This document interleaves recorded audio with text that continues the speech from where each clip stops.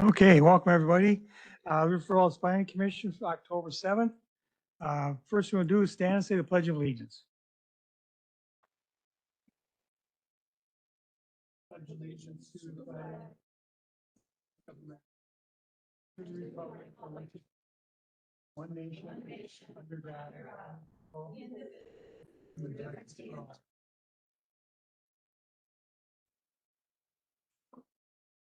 Okay, can we have a roll call, please? Holtkamp, Gormanson, Here. Moody, Here. Odine, Prendergast, Woolsey. Here. Okay, next our approval of the minutes from the July 1st Planning Commission meeting. Take a motion on that? I moved to approve the minutes. Second. First and second on the minutes. Any questions? All in favor? Aye. Opposed? Okay, next is public comments. This is where anybody in the audience has anything like to say, now would be the time. The only difference being is we have two public hearings tonight. One is for the planned unit development over on Wildflower Meadows, which is over on Powell Avenue. And then we have one out in our new industrial park. If you're here for either one of those, you can either talk now or you can wait and talk when those subjects come up. It's up to you. So go ahead. Never know what the rules are each time. Yeah. And everybody's got 2 minutes like always. Benjamin Fox, 2529 Powell Avenue, Powell. I had spoken before on Powell Avenue, the fact that there's very little space there for any bicycle or pedestrian traffic from either the Wildflower Preserve, it's a new name, or the Preserve, or Wildflower Meadows or Preserve, or any, that area. It's very difficult at night. It's not well lit.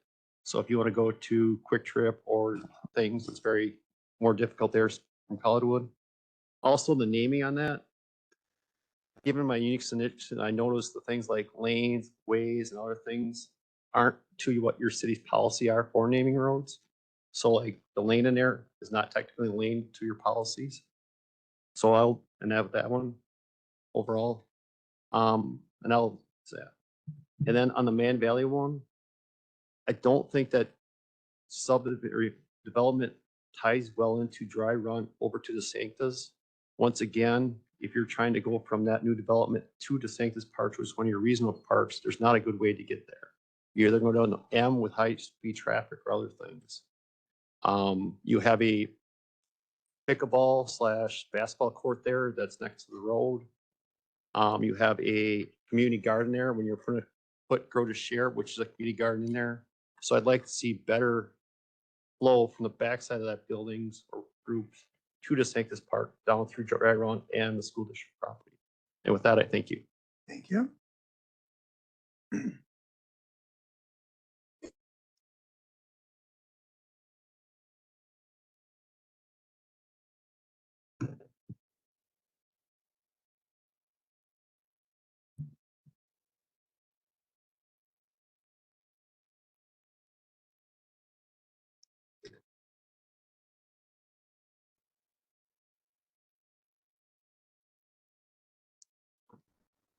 I'll bring back the days of speech class. I'm all nervous. Hi, my name is Mark Anderson. My wife Laura and I live approximately 1,000 feet south of the proposed corporate community development. Laura and I and multiple generations of our families before us were raised in River Falls proper or the surrounding townships dating back to the 1860s. My grandfather and father were home builders in River Falls. We personally have been part of the growth of River Falls, and we understand growth happens. Why we are here is to voice our opposition to the 3 variances requested by the developer and endorsed by the city staff in order to make this development as compact as possible. Those requests being reduced setback, reduced parking, and reduced green space. The current proposal, if within code, would require 13 plus acres rather than the current site of 10. It is our hope that you, the Planning Commission, the Park Board next week, and the City Council at the end of the month will agree to have the developer and city staff take a step back, reassess the development, right-size it, and keep it within current codes. I'll leave with 2 questions for you, the Planning Commission. What is the plan for County Road M improvements?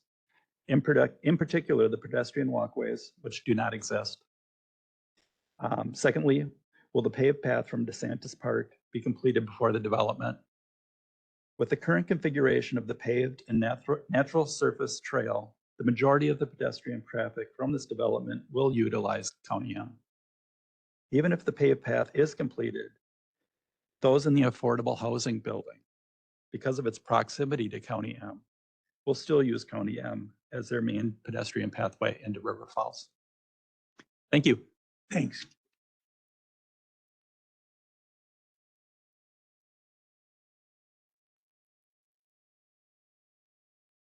Good evening, Planning Council. My name is Tom McNamara. I'm on 92A West Woodridge. So I'm talking about the proposed 93 lot subdivision. So my main issue, or our main issue, would be the three proposed deviations to setback, lot size, and setback. And in just looking at the map here, I can't throw out a lot of facts and figures, but it appears that the houses immediately facing our own street are anywhere from 1.5 to 3 3/4 houses matching each one of our lots. So obviously they're cramming a lot of stuff in there. It's really out of character with the neighborhood. If this was like an adjacent development, you could go from one type of density to another, but this is interspersed into our lot, into our subdivision. So our request, or at least my wife's and I request, would be that they follow the setback, lot size, and lot width, requirements for zoning. So appreciate your letting me talk, and I'll sign in if somebody else talks. Thank you. Thanks. Thank you.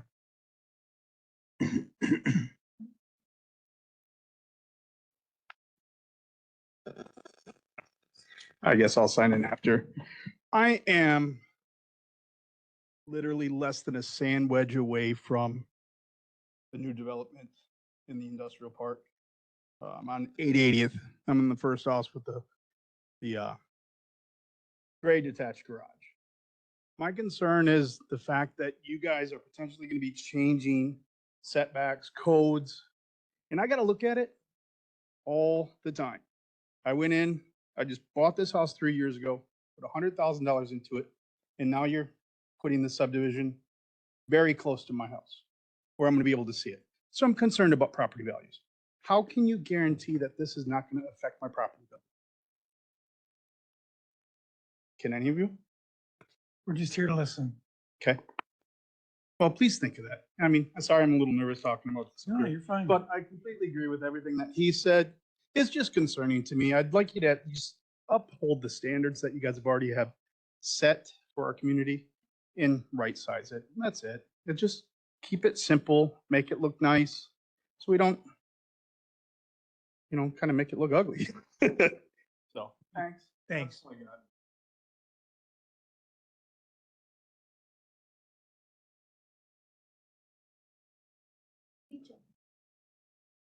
Hi, my name is Jill Buss, and I live on 64 East Woodridge Drive. And I would like to express some concerns. I, like many others from our Woodridge Drive neighborhood, attended the council meeting back here in May, where development in the field between East and West Woodridge was initially discussed. We heard assurances, in quotes, from the senior planner that the builder was intending to build 80 or so single-family homes in the price range of $380,000 to $650,000.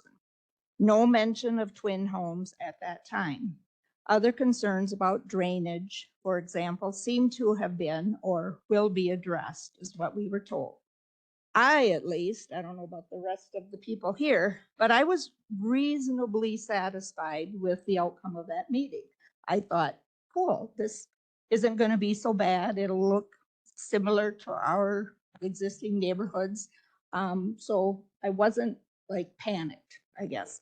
However, here we are just a few months later, hearing that the developer all of a sudden discovered that smaller lots and setbacks are necessary for efficiency. Plus, twin homes will be incorporated into the plan. I suspect this bait and switch tactic was in the works from the start, yet just communicated to existing residents after we were so-called sweet-talked into the original plan. It sounds as if a similar bait and switch situation might exist for the other neighborhood over in the industrial park area. I don't know all the details of that. However, if the city council allows deviations from building ordinances as a matter of routine, 2 minutes, then I feel that they should not mislead residents affected by these developers in the first place. These actions lead to mistrust of city officials as they say one thing and do something else. Unfortunately, those of us still residing in townships have no power of vote for those of you who have major impact on our futures. The proposed new plan will drastically impact our existing neighborhood for all the concerns that are outlined in a petition that has been drawn up. Thanks. Just a suggestion, if you guys, if you have a lot more stuff you want to talk about this one, Harley's got a presentation on this before it comes up again. If that might help answer a bunch of your guys' questions, if you want to wait, you're more than welcome to still come up now, but if you'd rather wait till we get to that part of the agenda, Harley's doing a presentation, I might answer a bunch of stuff for you. So it's kind of up to you how you want to go forward.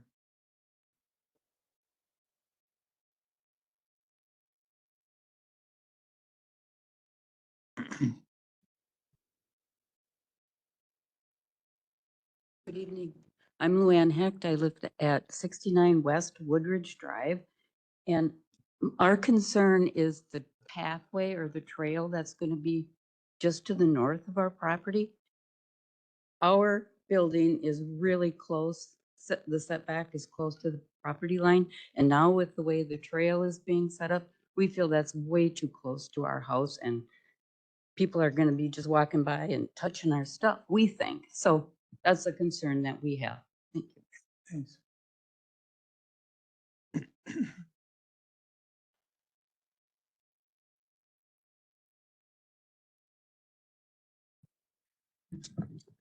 Hello. I'm Luke Fesser. I'm at 70 West Woodridge, so right across the street from Tom and Luann. I got two concerns. One's the trail. The trail's going to be pretty much directly in front of my house because I'm right across from those guys. Not like we don't get a lot of walkers that walk around the loop now, but we're gaining potentially 90 or 80 homes, and twin homes, you get a lot of renters in. That's kind of the other thing that worries me. I don't remember the actual how many twin homes are in there, but that's a lot of renters that can change up within a year, and more people walking, more people around, just more people around all of our kind of our quiet neighborhood into doubling the size. So yeah, don't like any of that. So thank you. Thanks.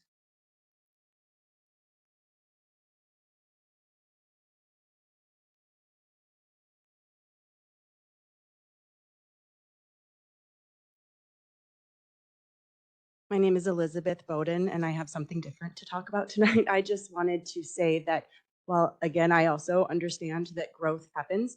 It is disappointing and disheartening and frustrating as an existing homeowner to see so many concessions being given to big developers when there are so many challenges to conform to the ordinances for existing properties. So I really would encourage you guys to look at the current zoning and the current neighborhoods and the things that we already have before we continue to destroy our valuable green space and ironically name things preserve as we're taking out neighborhood forests and things like that. There are challenges I live here in the oldest area of the city. And so again, as I would love to develop my property as multifamily it's already zoned that way, and I would like to be able to contribute to affordable housing in this community. The burdens put upon me as a homeowner who has to add completely new lines. I'm not able to use the existing utility lines that are in place. So again, I just think that we need to maybe take a broader look at all of the policies and the ordinances that we have in place and not just give, you know, these short-term gains, but really look at the long-term consequences of these for our community. Thank you.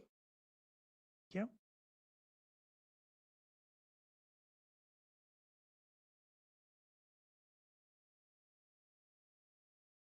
Hi, I wanted to be heard about this 255 family unit going in right across from, I live a couple houses down. And our backyard goes down and that creek goes, we own on it, both sides of it, and it runs into the Kinney.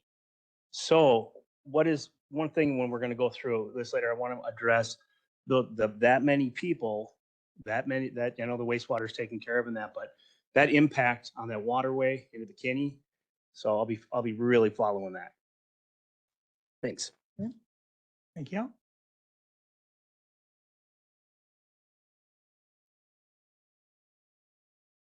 Hi, I'm Cheryl Hoffman, 97 East Woodridge Drive. And again, I see that we want to deviate from what originally was said. And we really need to stick to the standards so that we can show land stewardship, because I feel like the city of River Falls is doing a horrible job of land stewardship. And I grew up on a 700-acre farm, and I know what conservation is.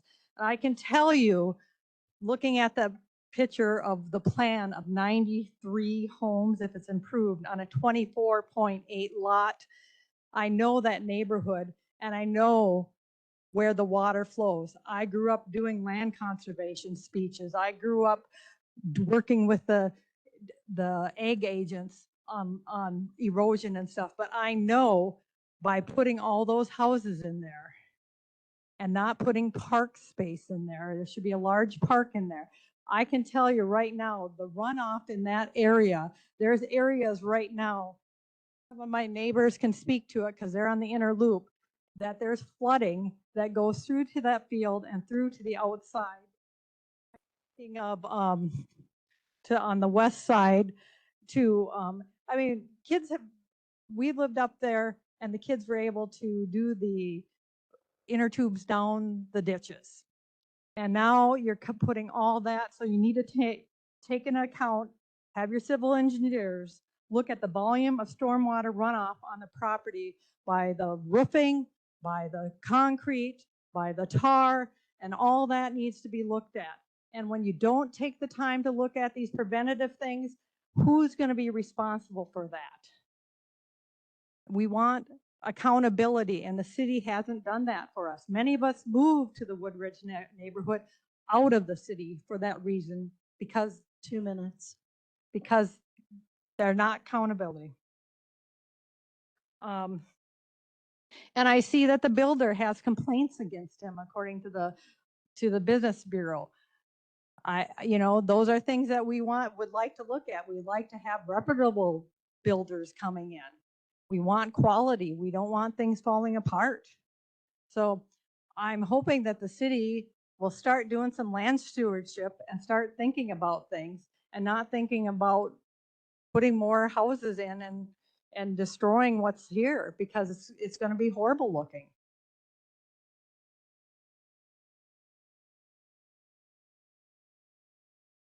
Yeah.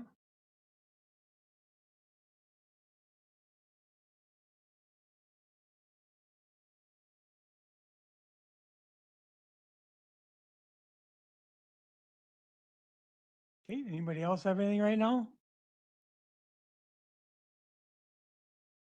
Real quick, Dave Spurgeon, 76 West Woodridge Drive. So our concern is traffic. I walk almost every day out down Powell and around the area. All of a sudden, with today's scenario, all of a sudden we have the new industrial park or commercial park. Now we have the preserve going in. And then right on that tail end of that, the Wildflower, which is the first time I've heard of Wildflower. But if you think about 5 years from now, the increase in traffic, it's already pretty bad out there. When you walk or ride a bicycle up Powell, There's no bicycle trail, there's no bike path, there's no walking path. You take your life in your own hands.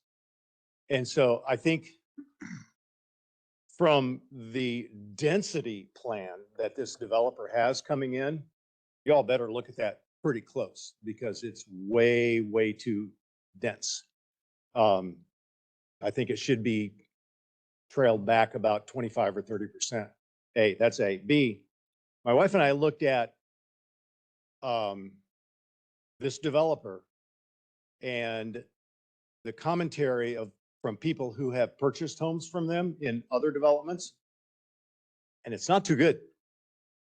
There's a lot of complaints, shoddy workmanship, walls not finished, doors not fitting. So we as a community need to look at that. That whole Woodridge community out there is a pretty quiet area, but not for long, not for long. So we'd like to at least get that on the table. Thank you. Yeah.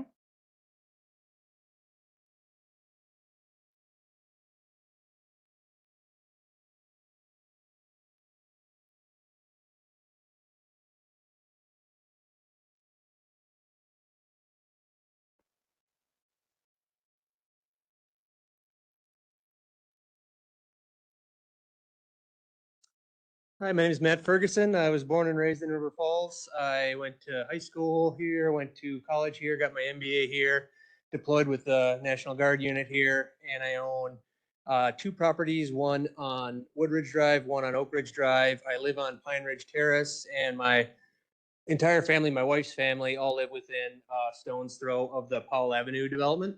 And so what I'd like to call out is I also, by the way, I work in commercial real estate all over the country, and I run into a lot of issues where counties and school districts are really concerned about bringing population density into their district. Population density hurts school districts because it concentrates a lot of people in one area, and the property taxes that you're going to get by having extra houses isn't going to cover the amount of cost it's going to it will take to send a child to school. So if the average household has 0.32 children, and they put 94 units into this Powell Avenue development, that's 30 kids. Now that may sound like not a lot, but the average cost to send a child to school here in River Falls is hard to properly determine, but somewhere between $7,000 and $15,000 a year to send one child to school. That's every year. And so when you add, so if you take 30 kids times those numbers between 7 and 15,000, you're looking at between 200,000 and as much as $450,000 to send those children to school. My children's school probably going to be West Side. Okay, and now the average property tax bill in River Falls is about $4,700 on the high end.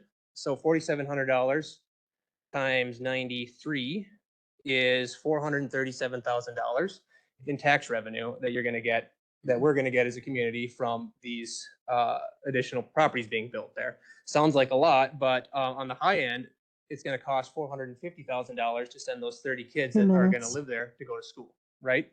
And so, and that's if 100% of property taxes goes to cover schooling, which of course it doesn't. It's not going to be able to cover the extra children that are going to go to that school, and our school system is going to suffer. Thank you.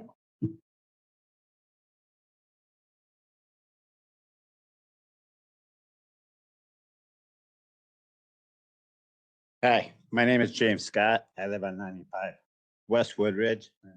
Need to see some of my neighbors get down. This is great. Thank you. With this new development going in on Powell between Woodridge and East Woodridge, with both of them, with the 90+ homes being put in, the high density. I feel, going back to what Jill was saying, that we were all kind of feeling pretty good about after our meeting here in May, that it was going to be a whole lot less than those 94 homes and the twin homes going in.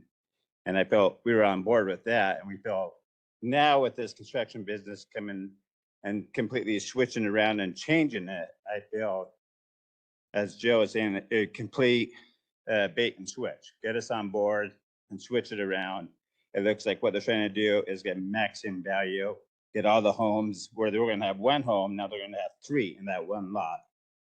And I just feel we just kind of got bamboozled in a way. And I think that kind of shows what kind of company that is and how they're going to treat the community, not just our community, but River Falls all included. I just wanted to bring that up, say my 2 cents. Thanks.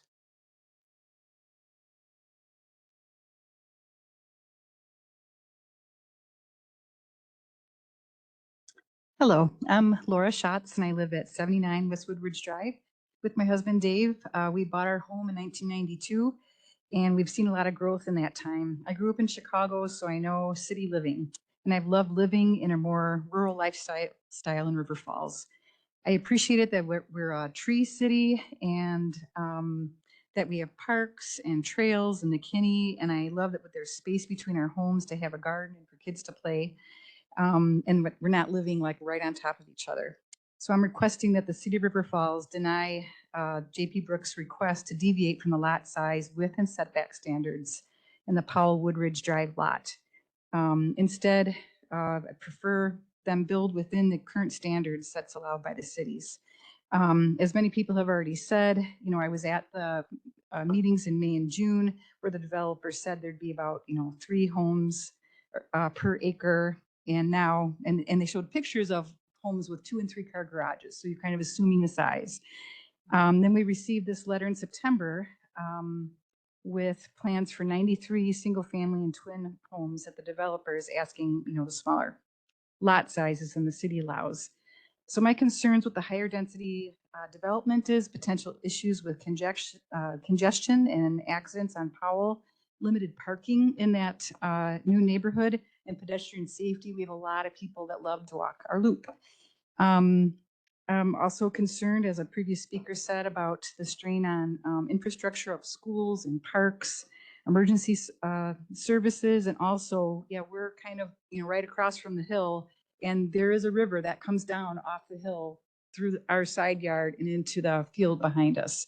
So there's, a lot of water that's already being shed into that area, not only that area itself.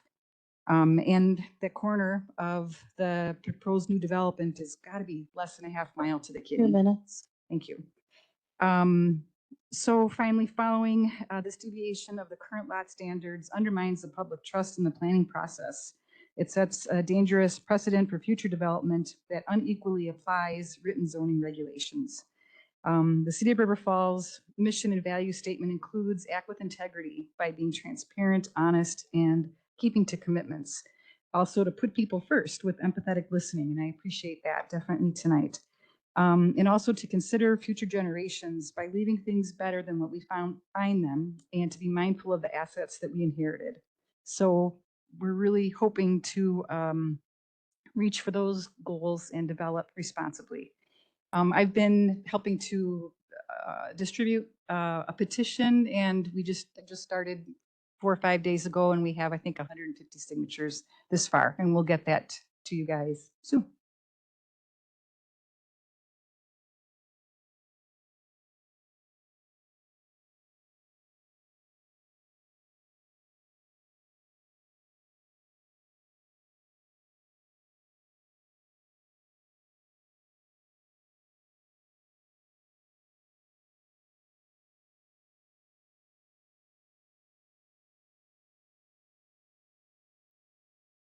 Anybody else right now? Okay, we'll move on. First one is a resolution regarding the plan unit development, the general development plan for Mann Valley multifamily housing development at County Road M and Discovery Drive. This is 360 Real Estate Solutions. I'm sorry, let me go back. I need to close the planning commission. I'll open up a public hearing on this one. But before you want to come up and ask some questions or statements, Harley's going to give us a presentation on this. And then after that, we'll take whatever comments you might have. Thanks, Harley.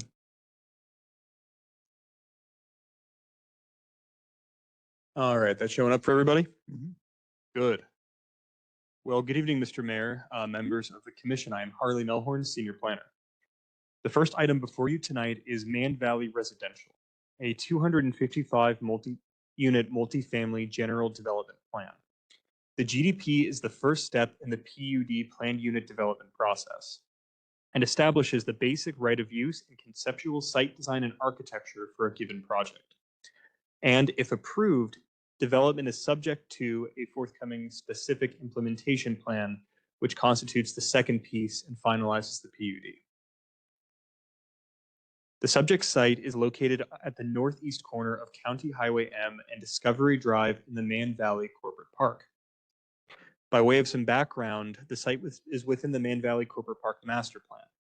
As seen on the graphic, the subject site is Lot 4, which is designated as multifamily high-density residential within the area plan. In fall 2023, the city issued a request for proposals to develop mixed-use, high-density multifamily housing on the area shown as Lot 4. The review committee selected the proposal from 360 Real Estate Solutions, who is partnering with Cinnaire to include workforce housing as a part of the development. The applicant is proposing a 255-unit development consisting of 7 buildings on 4 lots. The project proposes a mix of multifamily housing typologies, including more traditional multifamily garden-style apartments, rental townhomes, studio townhomes above a community center, and a lot dedicated for income-based housing developed by Cinnaire, as labeled on the site plan on the screen. The proposed development is seeking relief from 3 code standards, those being a setback reduction from 25 feet to 10 feet. But notably, that reduction is exclusive to a small area as shown here due to the existing site constraints.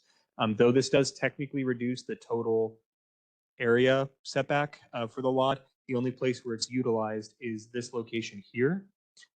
And per the general development plan, the SIP must be in compliance with this. So the applicant couldn't just say move all of the buildings to that 10-foot setback line. It's really exclusive to this place due to existing infrastructural constraints. Further, a reduction in the total parking ratio from 2 stalls per unit to 1.5 stalls per unit is requested. Our current zoning code is fairly antiquated from a parking perspective. It necessitates 2 units per dwelling unit regardless of the size of the unit. That means a 3-bedroom is parked as the same as a studio. What we've done here is prorated it to more standard parking ratios for other peer cities within our community. And that actually comes out to no reduction at all if you apply a prorated model of 1 space per studio, 1.5 spaces for 1 bedroom, and so on and so forth, which is, again, a more industry standard modern zoning code equivalent. However, our zoning code is what it stands today, so the request is going from 2 stalls per unit to 1.5 stalls per unit.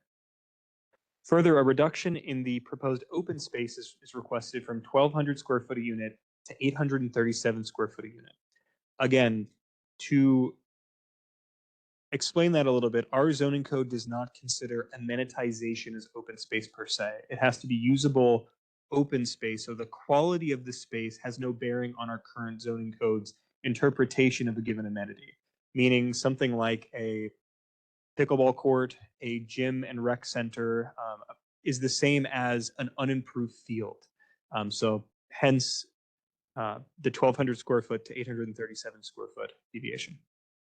Staff finds, in light of the aggregate density, blended density of 24.8 dwelling units per acre, this makes efficient use of the site to provide much needed housing units.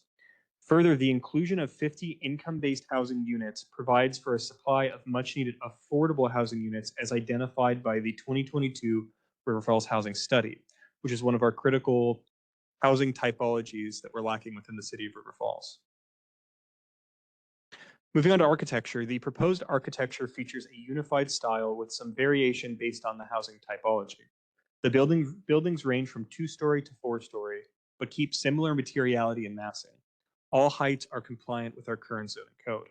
Staff finds the proposed architecture is consistent with the quality and design as contemplated by both code and the comp plan. When considering an application for a planned unit development, City Code requires the proposal to meet certain criteria, those being listed on screen. Staff has reviewed the proposal and found it to be consistent with each of the criteria in sequence and more detailed analysis can be found within the staff analysis section in the memorandum. The next step for the GDP application is to go before the City Council on October 28th. If the GDP is approved, an SIP application will be provided by the applicant and will be presented to the Plan Commission and Council. The GDP and SIP approval is required for the PUD's final approval. Finding conformance with code criteria and the comprehensive plan, staff recommends that Plan Commission forward the enclosed council resolution approving the GDP for the site to City Council with a favorable recommendation. With that, I conclude my presentation and I defer back to you, Mr. Mayor. Thank you. So we'll ask if there's anybody in the audience has anything they want to talk about now with this. Come on up. Well, just as you were going through that, I'd like to talk about the green space, the amount of green space, all that. You see the water there where that's flowing to. So if I were going to build anywhere else, and we're have commercial property in Hastings, and we're all about green space and impervious surface. If we're going to have a pickleball court or a tennis court, and you're going to say that that's equal to green space, it's an impervious surface. So you start looking at the water runoff. I just hope there's something I'm gonna look at real closely, because now I got a lot of skin in the game. I'm really concerned about that. I think that's going to be something that's gonna be tough for the builder, I think. But I don't know if you're going to speak further on that, but Harley, is there anything? Go ahead. Thank you, Mayor. Excellent concern, completely understandable. When we evaluate a site, there's two levels of review. We have our zoning code review, which is, I call it the fluffy stuff, right? It's the stuff that makes communities, as far as the aesthetics, the setbacks, et cetera, the community building, the density.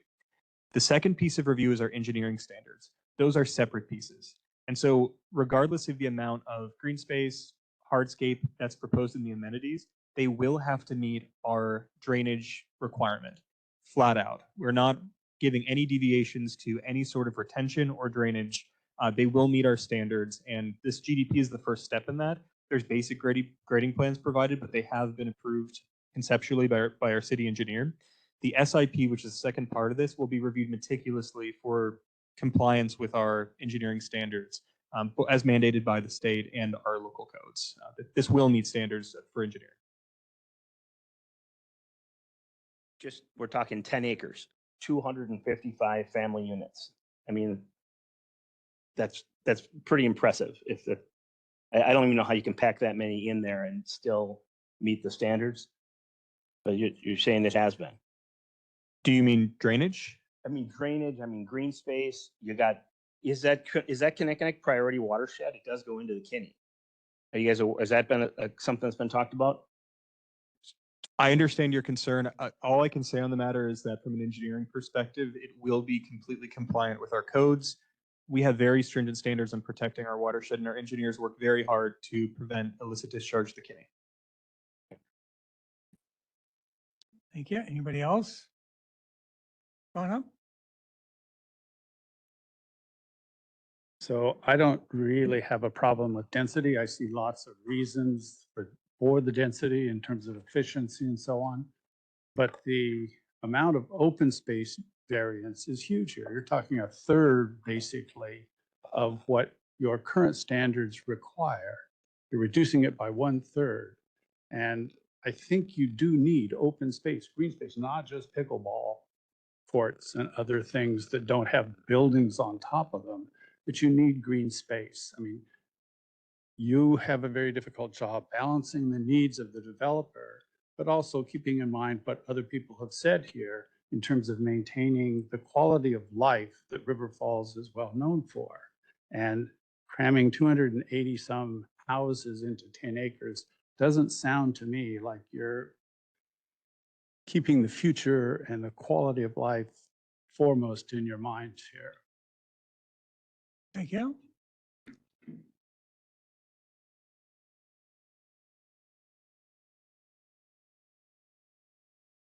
Hi, Laura Anderson on 888th Avenue. Can I ask a couple questions before I give comment? Sure. Harley? Can you talk more, Harvey, about, or Harley, about how open space is in relationship to like the pickleball court? Does that, or the sport court, is that counted in the open space? Yes. And the dog park that is really just a fence, that's counted already in the open space. Any space that is usable, unencumbered, is counted as open space per our code. So they're already counting those amenities. I mean, they're calling them high quality amenities. They're quite small, but they're already counting those in the open space. They're counting those towards the square footage, but there's no qualitative difference. Do you see what I'm saying? So they're counting it numerically, that's correct. But our code does not differentiate between an unimproved field that's just grass and an improved amenity. So they are counting them square footage wise, but they do end up being smaller due to the nature of the amenity. Okay, so they're already counting them as amenities and open space. It's all. Our code does not differentiate. Okay, that helps clear it up. Are the drainage basins counted in open space? No, typically not. It depends on the slope and how, if it's a wet basin or a dry basin. I don't know the answer on this case, and I don't want to double speak because I'm not certain. I would guess that in this case, the basin is not counted towards open space. That's my hunch, but I cannot say for certain. If it is intended to be a wet basin perennially or a large portion of the time, I would highly anticipate that it is not counted towards an open space threshold. Okay. So River Falls is a great place to live. I've enjoyed it my whole life and I recommend it. I love living here and others should be given the chance to enjoy and protect this privilege. However, the current Mann Valley housing proposal concerns me for a couple important reasons. The first being density.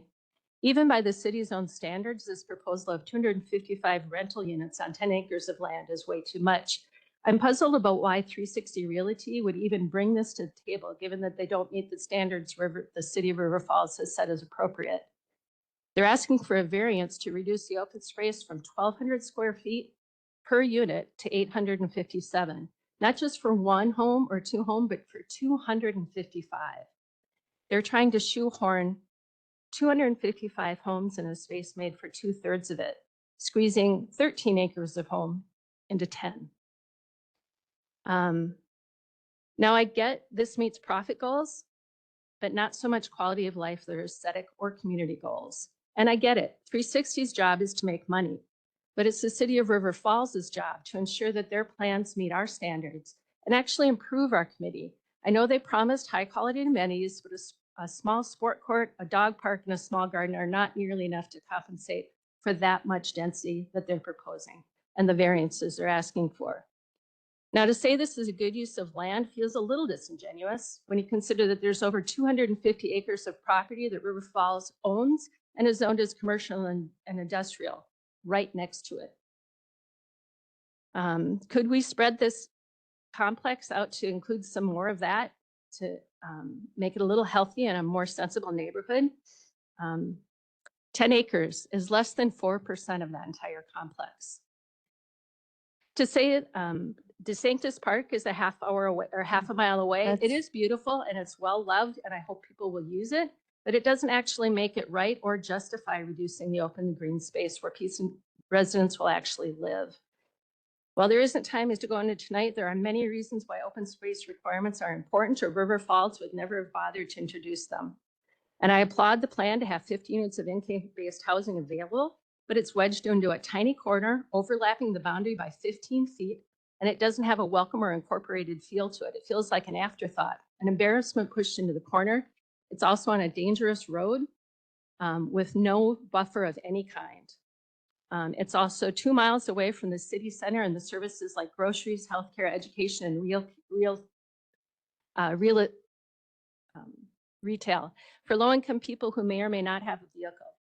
River Falls does an amazing job on the comprehensive plan with research, consultation, collaboration, and laying out how River Falls could grow and thrive for the next 20 or 30 years.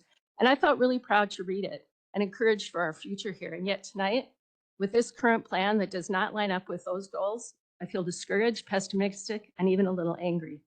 This plan is not up to the standards that even the city said they hold. I hope you'll pause the plan, work towards one that does actually reflect the comprehensive plan and reflects the neighborhood that we can be proud of and that people actually want to live in, not simply exist in. Thank you.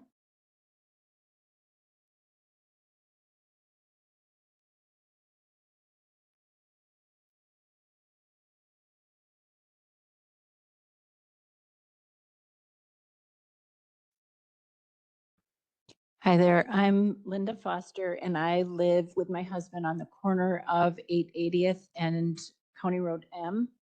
My grandparents and parents were lifelong residents of River Falls. I was born and raised here as well and made the decision to also raise my children here. We purchased our home in December of 2021. At that time, I learned of this development. I was looking at the map online and it was deemed medium density housing. So in my heart, I felt like, okay, this is fine. We need more housing. We can develop this in a reasonable way. But then somewhere it got changed to high density housing. The neighborhood in which we live in is a rural neighborhood, and we also have the beauty of the farming area still intact. I wish that on the people who are planning to move to this development. I am concerned about the requested deviations on the part of the developer, and I would say I would discourage against granting those because I feel it will take away the feel of the area, honoring the history of that area as well as the green space.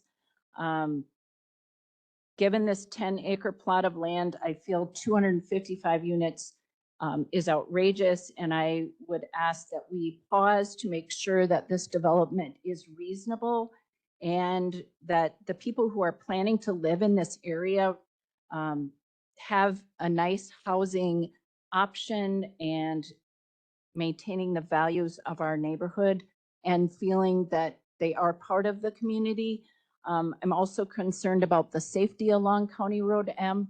We experience firsthand the speeds that are going past our home on a daily basis, as well as the unsafe walk area from the corner of 880th up to Bob White Street is very unsafe. And I worry about those families that are moving into this area without that proper walking or biking distance into the town, which is a distance away from that area. Thank you. Thank you.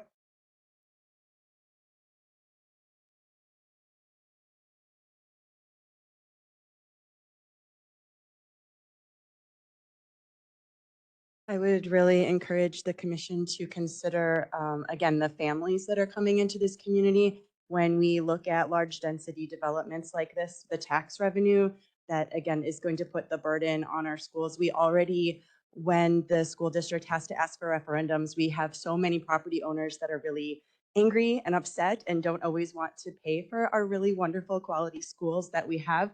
And again, I think it's just imperative to sustainability, not just of land use, but of the overall growth of the city, that when you're creating developments that will bring so many families into less than desirable circumstances for them, again, being so far away from schools, from shopping, even though I do agree with the potential for less garages, maybe means less cars, we don't see the there have been previous commitments to making River Falls more walkable and more bikeable, and that just hasn't happened. And I don't see that it is happening, even in the developments that say they're going to be more connected. That is always sort of the last thing to come. And we already have apartments that are full of families of 3 or 4 children that are in our schools, and these families love our schools. Many families are moving to River Falls because our schools are great, but we need to pay for them. And so again, giving concessions to developers for high density. I think, again, affordable worker housing is essential to growing our community. Should that office park eventually develop into factory jobs, they need a place that's convenient for work. I think that's great. But ultimately, the cost is being paid by people who do not want to pay it. And I really would encourage you to look at ways to help ease that burden.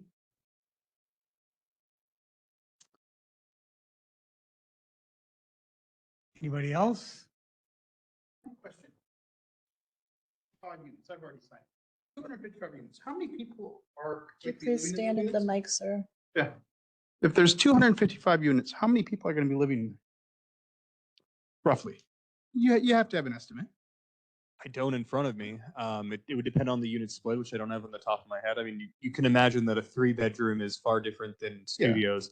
I will say predominantly this is studio and primarily 1-bedroom with a mix of studios, some 2 and a few 3-bedroom. Within River Falls, and I don't have the exact numbers in front of me, but there was a regional housing study that found that 1-bedroom apartments had a very low ratio of children.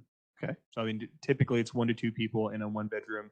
1.5 is a decent average, but it's conjecture, and I can't make an informed guess on that, even to be honest with you. So my lot's 2 acres. And that was standard for town of River Falls. There's 5 of us that live on that property. And now you're probably potentially going to be putting close to 1,000 people in 10 acres. I just want you to take that into consideration. That's a lot of people. Just a lot of people. Right size it, please. Thank you. Anybody else?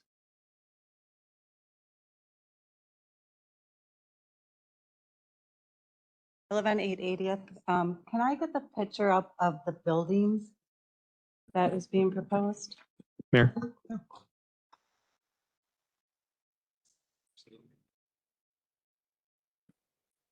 That one right there? Yeah. Yeah.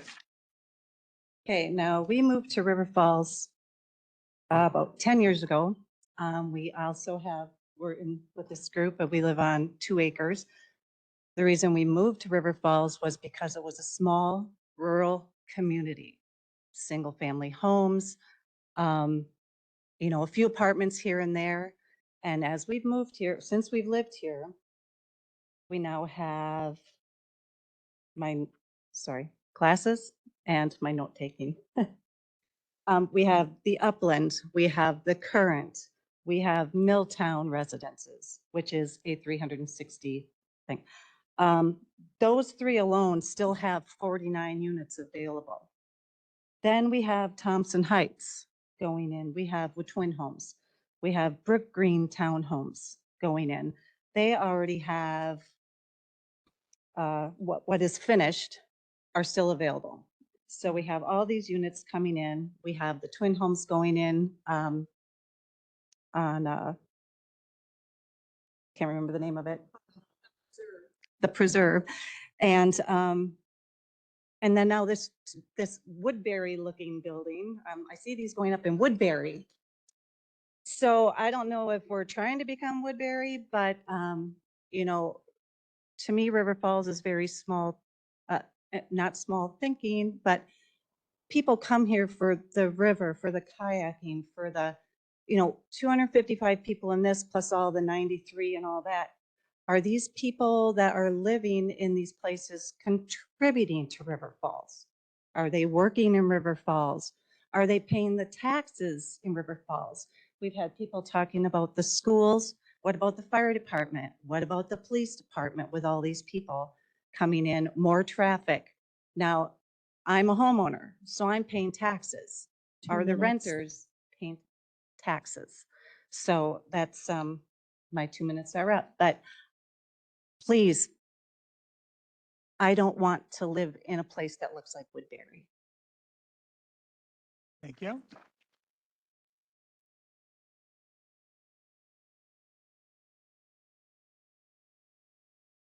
Anybody else? Okay. I'll close the public hearing and reopen up the council hearing. And I'll take a motion on this and then we'll have questions and comments.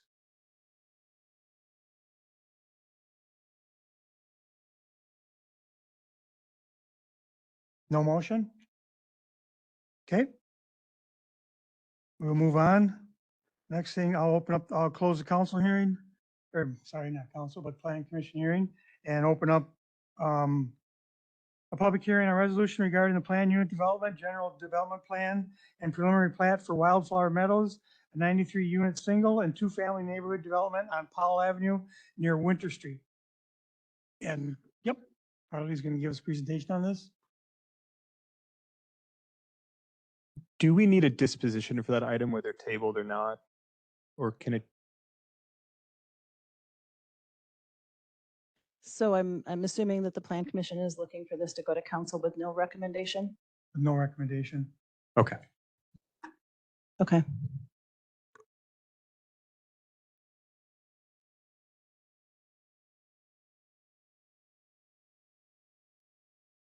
All right. Mayor, members of the commission, next item before you tonight is Wildflower Meadows, a request for a general development plan and preliminary plat approval for 93 and 93 lot single family subdivision. The GDP is the first step in the PUD process and establishes the basic right of use and conceptual site design and architecture for the project. And if approved, development is subject to the specific implementation plan. The subject 24.5 acre site is located on the north side of Powell Avenue between East and West Woodridge Drives. The proposed single-family subdivision consists of 93 lots in total, split between 61 single-family and 32 twin-home lots, as shown in orange and purple respectively. The subdivision features 2 vehicular access points off of Powell, with a 3rd emergency access off of Woodridge, West Woodridge that is. Stormwater is intended to be handled at the 2 outlots along Powell. The subdivision will be constructed to our neighborhood design standards, with sidewalks on both sides and adequate road width to park on both sides. A small pocket park is also proposed in the southern third of the development just north of the storm pond in Outlot 1. The small park will be installed and improved by the developer at the time of Phase 1 build-out. There are 3 requests for flexibility as a part of this PUD. First, a reduction in the minimum lot size from 7,500 square feet to 6,250 square feet. A minimum lot width reduction from 75 feet to a minimum of 50 feet, though there are multiple lot widths within the development ranging from 60 to 50. And setback deviations, including measuring to the foundation rather than the overhang, and a 5-foot corner side yard setback on the corner of the twin home lots. Staff has reviewed the requested flexibility and found them to support the goals of the comprehensive plan in providing efficient use of infrastructure and the provision of dwelling units. While we have not yet amended the zoning code to be in line with the comprehensive plan, we have reviewed this in line with comprehensive plan guidance, while we work on amending the zoning code to be in compliance with our guiding documents. More details on this can also be found in the staff memorandum. The proposed architecture features a unified style with the use of high-quality finishing materials and architectural embellishments. There are numerous variations on the chosen vernacular, keeping a strong identity while crafting various elevations to prevent visual monotony. The floor plans range from 1,300 to 3,000 square feet in size, and staff finds the proposed architecture to be consistent with the quality and style contemplated by code, the comp plan, and surrounding character. When considering an application for a PUD, City Code requires the proposal to meet certain criteria, those being listed on screen. Staff has reviewed the proposal and found it to be consistent with said criteria. A more detailed analysis can be found within the staff memorandum. As I've mentioned, the applicant is also seeking a preliminary plat as a part of this request to set the layout and outlot dedication for the development. No subdivision variances are requested as a part of this request. Municipal code also requires preliminary plats to be evaluated on certain criteria. City staff has examined each of the criteria on screen and found them to be consistent with code and there to be no concern. The next step for the GDP is to go before City Council on October the 28th. If the GDP is approved, an SIP application will be submitted by the applicant and will be presented to the Plan Commission and the City Council. The GDP and SIP being approved is a requirement for the PUD's final approval.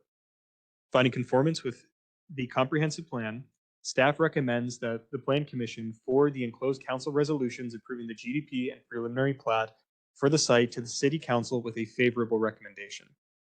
With that, I'll defer back to you, Mr. Mayor. Thank you. Thank you. So now, anybody in the audience hasn't already come up and talked about this? Come on up. If you got something new, sure. Looking for new stuff. I'll just be quick. So I'm reacting to the 50-foot wide lots. So when I was a kid, we lived in South Los Angeles, and then we lived in Minneapolis. Both had 50-foot wide lots. And then we lived in suburban Chicago. So we specifically like River Falls for the larger lots. And why on earth are we trying to jam in 50-foot lots? It's totally out of character. It seems like a money grab for the developer. And I just don't understand it other than a quick dump and run by the developer. Jamming this into our neighborhood, it just totally doesn't fit, as everyone has said. And we all every single one of us has come up has objected to it. I don't see anybody that's come up here and been in favor of it. So that's all I'm gonna say. Thanks.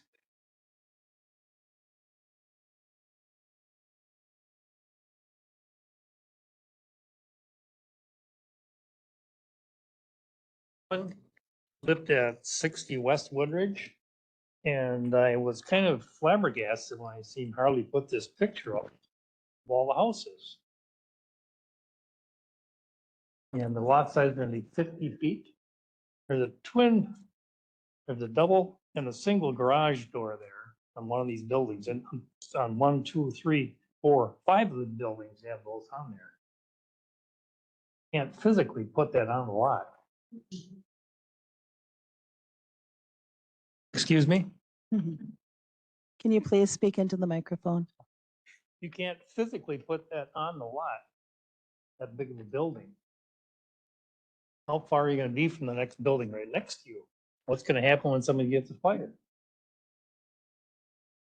Well, that's why they're looking for the setback to go from, what is it, 25 feet to 10? There's actually very little setback reduction on the single family homes. It's just the twin home corner lots that are deviating. And then it's measuring to the foundation, not the overhang. As per most codes, our code just kind of has that little hang on. It is meaning fire separation. And further, 1.5 garages is typically 30 feet and a 32-foot apron. So it actually is feasible to fit a 2.5 garage on said lot. And what about the rest of the house? Just saying, just what about the Thanks. rest of the house? Thank you. Thanks. Anybody else? I just want to ask a question to clarify. How big are these houses? How many square feet? What, They range from, my understanding is 1,350 to about, I think it's around 3,000, and I believe that's with a finished basement. So found from a slab perspective, you're looking 1,350 to probably 2,500. are these houses all on slabs and no basement? No, as aforementioned, that 3,000 is likely with an improved basement So you're counting the basement as the square footage? if it's finished. But again, at this stage, this is a GDP. We don't have the specific floor plans until the SIP. Could you get back to me on the next question would be, how much total green space is there considering the volume of stormwater runoff on the property? And how much green space is that small park? Because with that many people there, and you multiply, figuring 3 to 4 people per home, and the amount of cars, I would like to know that information.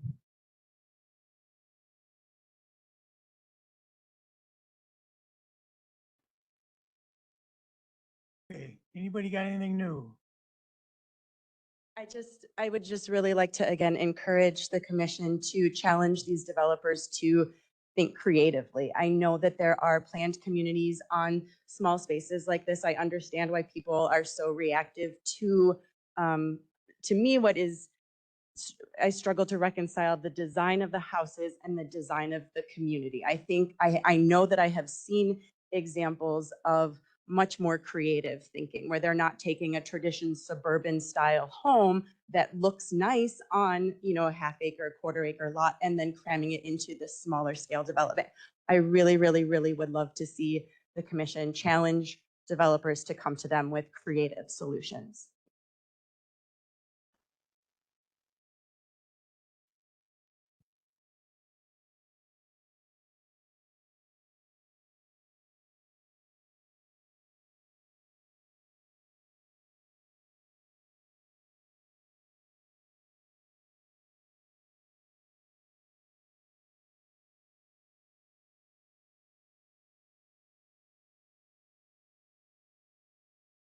Good evening, Mr. Mayor, Commission members, Eric Amundson, 500 Marcella Court, River Falls. This isn't necessarily in my backyard, but in my area, town where I live. I've thought a little bit about this. I don't have a ton of knowledge on this, and so I'll do more research depending on where this goes from here this evening. But a couple of my concerns, I'm okay with the corner setbacks from 15 to 10. That's fairly reasonable. But when you're talking about going from 75 feet down to 50, that's extremely high density. And one of my concerns is that the current housing in that area, you know, you're talking 1, 2, maybe 3 acre lots that these homes are on. And now we want to put in a high density into what was at one time a pretty open and spacious rural development that's there. So just a little concerned, like I said, don't have a lot of information yet. I just found out about this recently, but I do not support going from 75 feet to the 50, and just concerned again, like I said, about the amount of density that's there and how that impacts what is currently a pretty open development with the housing. So thanks for your time. Thanks.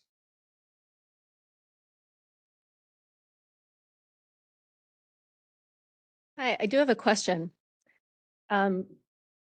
If this goes through with the current recommendation, will current homeowners on current properties be able to expand their homes to these kind of setbacks? Will that be so we can all really add additions, and people that have a 2 acre lot could put 4 or 5 or 6 or 8 houses on it? They'd have to, it's not funny. You'd have to go through the same process they go through. You'd have to And go would through they the same be, process. I would hope they'd be given the same consideration for variance. I mean, if this goes through, I'm assuming that's what's going to be coming in your direction.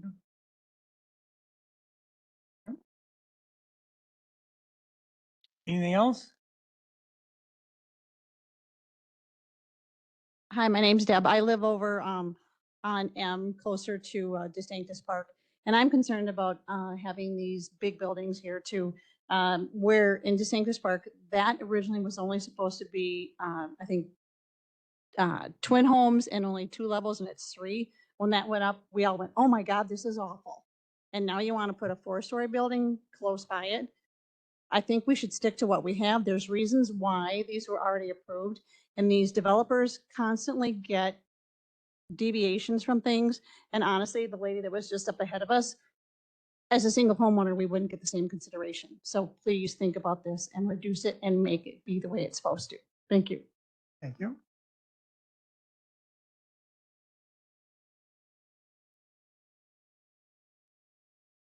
Oh, I'm sorry. And I live out there too, and nobody goes 35 miles an hour, and you put that many more cars and vehicles there, it's going to be a disaster.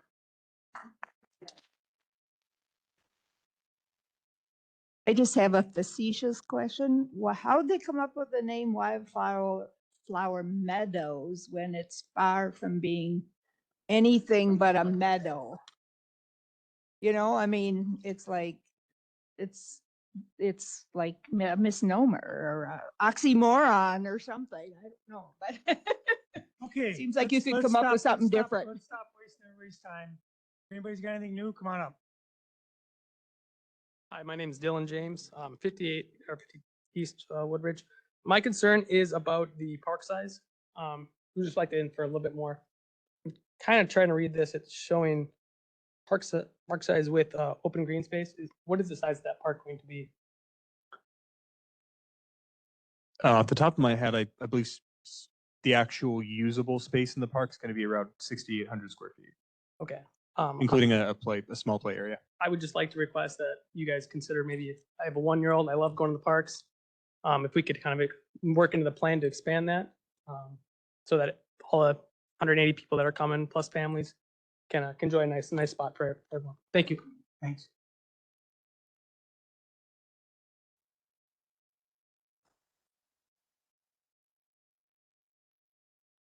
Laura Schatz again. Just wondering if you can clarify like what the next steps are and what impact that we might be able to have in helping you make a good decision that's favorable to our neighborhood.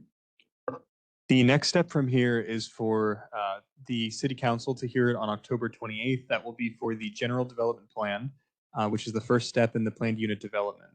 The SIP will then later come, assuming the GDP is approved by city council, which will then again go to plan commission and ultimately to city council for a final determination.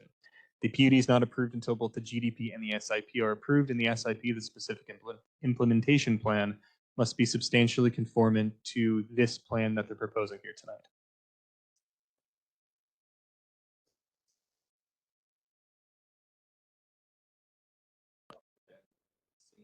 City council is a separate body, so they'll act separately.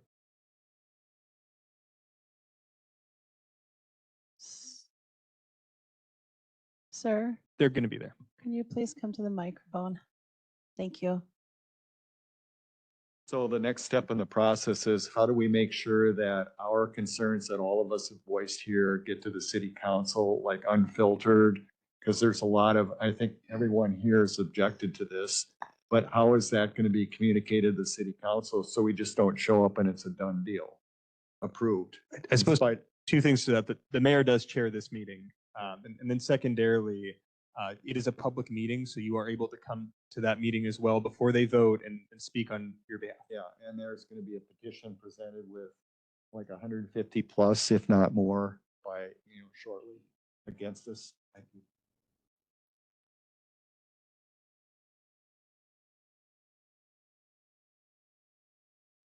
Hi, my name is Gary Ebel, and I wanted to also voice my concerns about these proposals. I do have a question though. You talked about continuity within the developments, but how do you, consider continuity with the established developments that are around the area and how it affects or impacts, values and things like that? Yeah. Right. Yes. Our fundamental guiding document is the comprehensive plan. That is a rolling plan. Every 10 years in Wisconsin, it's updated, and the groundwork for it is done for that. But it is the community vision as set by both residents and council. It is a monumental effort whereby every facet, and there's certain statutory facets that are mandatory to consider for a city. Ours is even more robust than is required. And the last one went through in 2023 under the Focus River Falls Initiative. And thereby we establish a number of guiding documents that the city's growth will be guided under for the next 10 years. As a part of that, in this type of small lot, single family home was evaluated as the most cherished type of housing within our existing stock in River Falls and the type of development that residents requested highest. So when we talk about continuity, the guidance from our residents and our executive decision makers and our advisory bodies all are distilled down into that comp plan, and we ensure every single development in the city is conformant to that plan. But how do you set up continuity between other developments that are there though? Because it seems like you're talking about high densities, right? High density, but now the surrounding areas are all large lots, 1 acre or more. So This is about 3 dwelling units an acre, which is not considered high density. I'll just add one thing about the comprehensive plan and the density compared to the neighborhood that's surrounding it. These homes are going to be served by city sewer and water, whereas the neighbors, around there are served by well and septic. So we need to take that into consideration if we're extending public utilities to a neighborhood, the efficiency of providing that service. And Mr. Mayor, briefly, if I may, Yes. I just want to reiterate, because it can get hard when we have a lot of these specific questions. And I probably should have mentioned this in my presentation, but I just want to clarify the site is zoned R2, which is our medium density residential categorization. The site can accommodate up to 12 dwelling units per acre if they wanted to do apartments. They have that land right. The developer herein is requesting a single family subdivision. Our code as it stands today does not differentiate between R1, R2, and R3 single family development standards. In the future, it likely will. And certainly in the future, it will, at the very least, be in line with our comprehensive plan guidance. But I just want to reiterate, this site is zoned R2 medium density as designated both by our official map and our future land use map. Yep. Okay.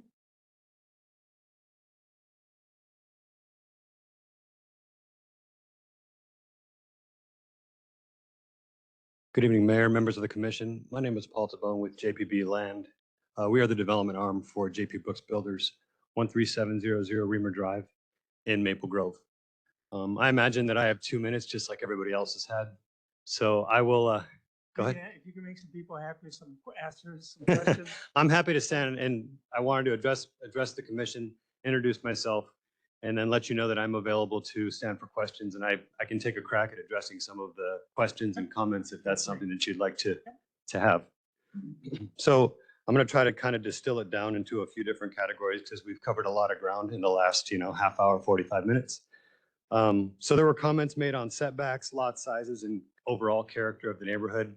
I appreciate staff bringing up the fact that the site is zoned R2. We're coming in at a much lesser density than would be allowed under the current regulations.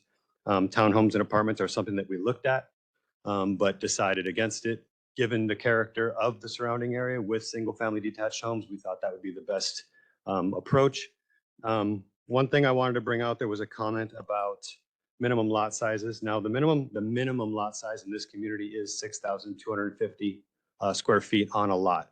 Many of the lots, as you can see on the preliminary plat, are actually larger than that in terms of square footage. But if you have your basic standard of, I think it's like 50 by 125 is our minimum lot size. That's where that kind of comes in. The twin homes, I wanted to address those for a minute. That's based on information the decision to add the twin homes was based on information that changed during the course of our market analysis. There are other builders in town that are building twins. I think Creative and EV Homes are building twin homes. They're under development right now. We were looking at another piece of property in town where we were looking at townhomes and twin homes. That one ended up not coming together. We realized a market need and thought that maybe that was an opportunity to kind of diversify the housing stock in accordance with the city's housing study that we had reviewed and with the market data that we're seeing. There were a couple comments made on the crosswalks. We are contributing those to the city in addition to about $250,000 in improvements for Powell Avenue. So we believe, and we've worked very closely with staff to work to make sure that future traffic issues will be alleviated through that contribution and through the future improvements for Powell Avenue. And we believe, contributing our fair share and an approximate cost to that. There were questions about the parks and trails. The park itself is roughly a half acre. The Northwest Trail Corridor is just under a half acre. There was the concern about the trail that was kind of near one of the ladies' homes. I believe it's the same person that I had replied back to. The trail does curve to the south. However, I'm going to talk to my engineer about maybe trying to straighten it out right down the corridor in the northwest, or maybe bend it to the north a little bit so that they don't feel it's so close to their home. So that we're aware of that concern, and we're looking into that with our engineer right now. There was a comment about the stormwater modeling and the runoff and flooding. The ponding area itself is roughly 2 acres. Typical, I guess, on a 25-acre site, that's actually a little bit more than what you would see for storm ponding. When you typically do some land planning for a site, it's typically between 6 and 8%. That's a general rule of thumb across the industry.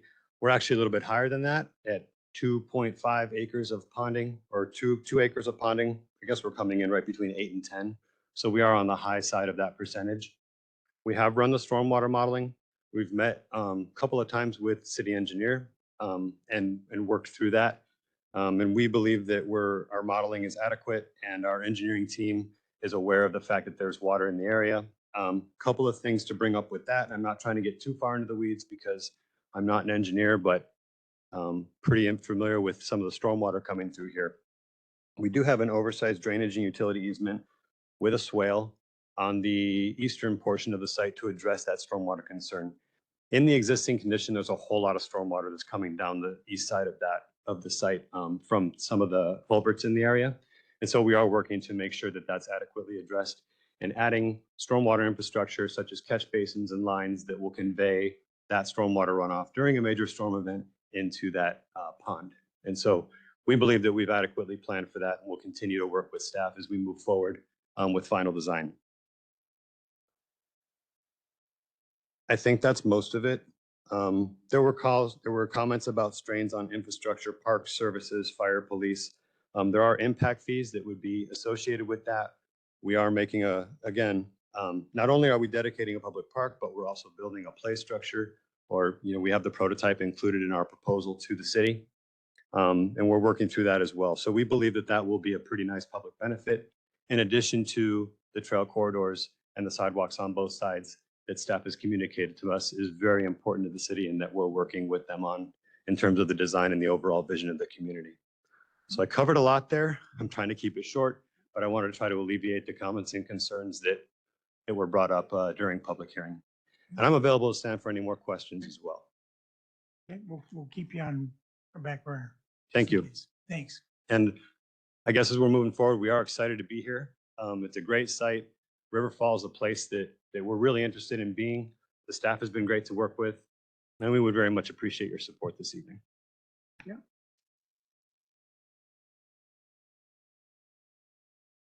Hi, my name is Mary McNamara, and I live with my husband Thomas, who's gotten up a couple times and spoken.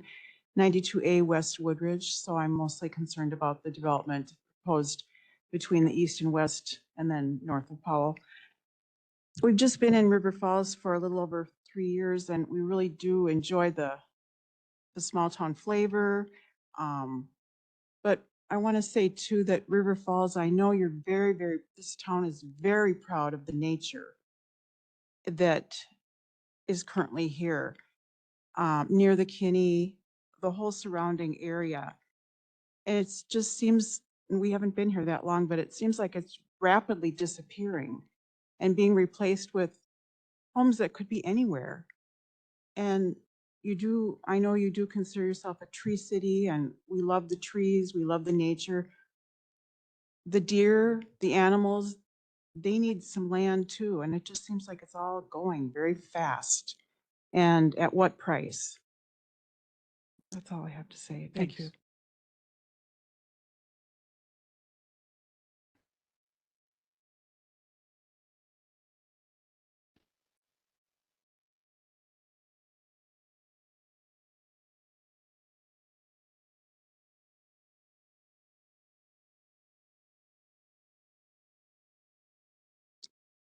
Gerald Gilbertson, 93 West Woodridge Drive. I just want to know what happened to our green space that River Falls brags about. All of a sudden, we got someone coming in here is building homes that you can't hardly get a golf cart between the two houses, side by side. I have no problem with Collinswood. That's a beautiful spot. That's awesome. Sterling Ponds, awesome. But you got something like this coming in, you might as well put up townhomes that are on top of one another. I've been living on my place. I was one of the second, third ones that built on Woodridge Drive. And it's a beautiful spot. We got a great road around, awesome families in our whole area. You got something like this coming in that don't make sense for River Falls. That's all I got to say. Thanks.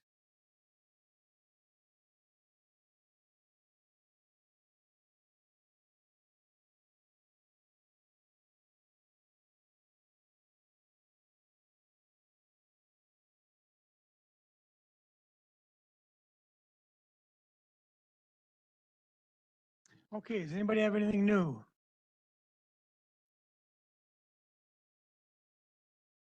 Okay, we'll move on. We'll close the public hearing on this one, and we'll open up the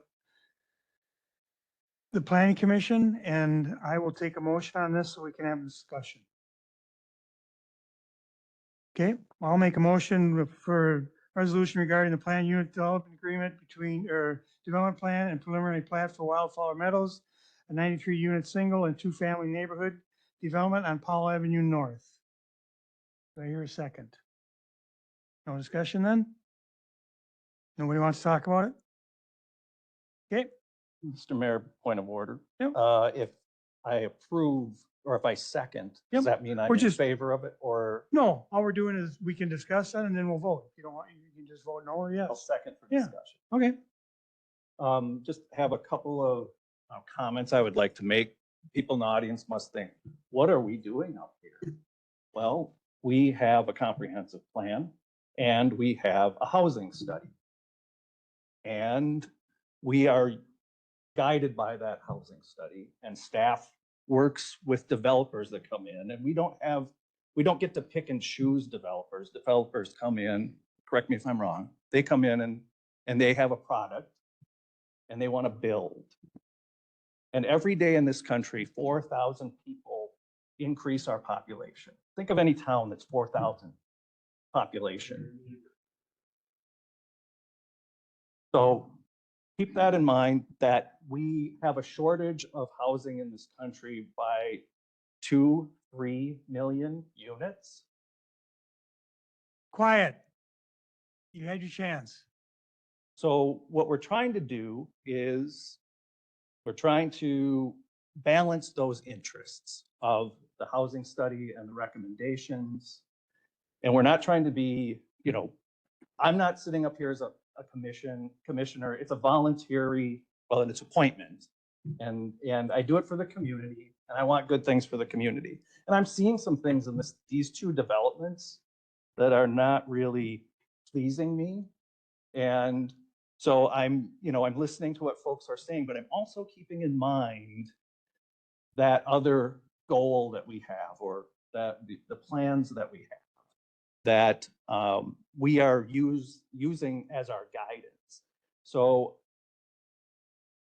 I want people to understand that that's really what we're doing here. And let me swing back around to the specific plan in front of us. I'm looking at the ordinances and I'm saying it doesn't align. It's not in the spirit. However, and Harley is working with developers, bringing forth these plans. And he said something in the previous presentation with regard to parking lots per unit. And we're kind of behind the times, I think is what, where we could update that. And I think we need to do that. And we need to do that before we approve these things, because I feel like we're getting these plans and we're still saying, oh, well, we have to go back and codify that and we'll get around to it at some point. So I think that's one thing that we need to do as a city, is recodify those things so it's easier for us and the community to say, yeah, we agree with that. 1.5 makes sense if you have if you have a single family or a studio apartment. My son lives in Woodbury in a studio apartment. In fact, his rent is more than my mortgage. And that's a sign of the shortages that we have in this country with housing. But let me go back to that. In areas like that where there's smaller apartments, 1-bedroom studios, yeah, you probably don't need two parking lots, but we have it on the books. So as a commissioner, I have to consider that. And it makes me uncomfortable when I have to vote for something that we should have maybe updated. So that's just one of the things that I wanted to talk about. And with this particular one, though, Mr. Mayor, I would like to mention that I could not vote in favor of this because of what is on the books and what I think is guiding my decision, because of those lot sizes being too small. And unless we codify it, then I would be looking at it differently. So that's where I'm coming from. I'm going to vote no on this one, and recommend that the city council not approve this. So. Anybody else have anything? I think Mike said it exactly right for us sitting up here, is we try to balance what's best for the city, what's best for the surrounding communities. One of our guiding pieces of paper is a comp plan. Harley had mentioned we redid the comp plan 2 years ago now.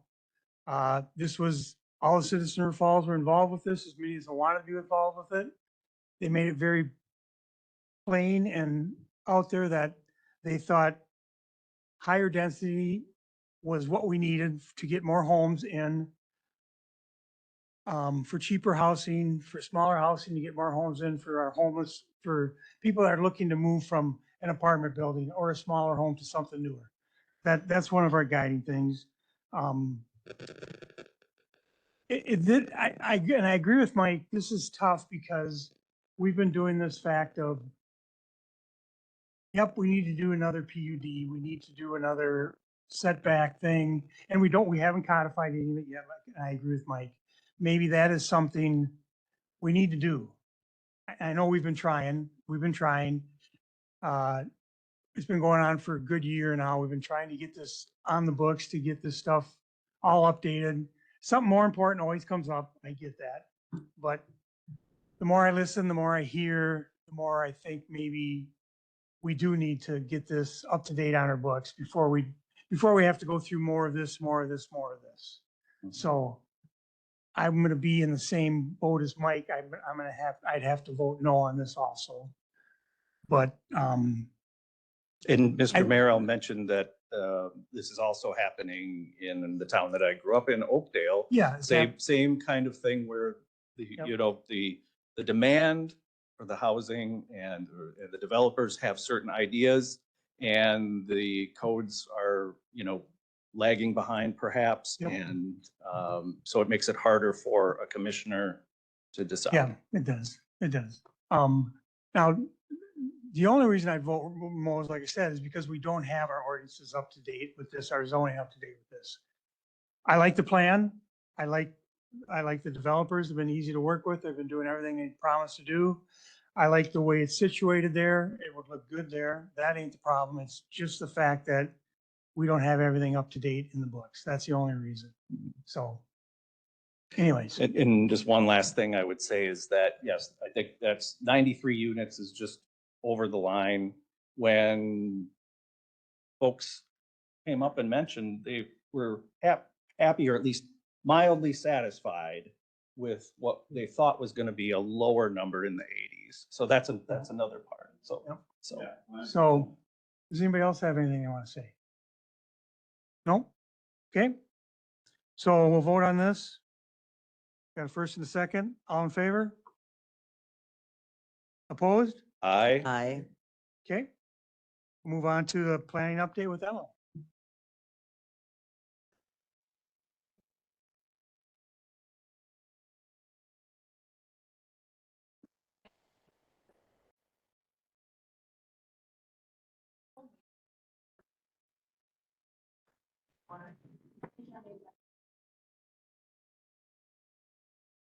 And then I also wanted to note that as part of the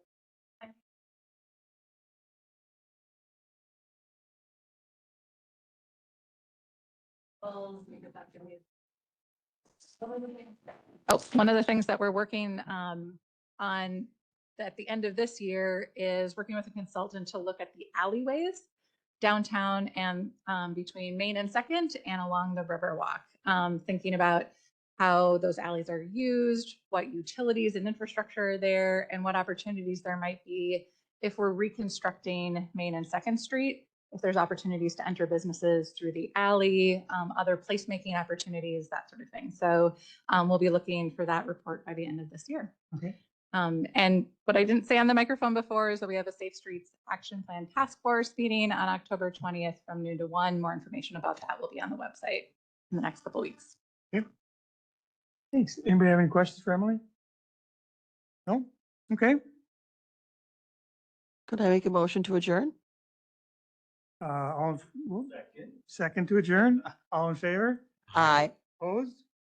Okay, we are adjourned. Thanks, guys.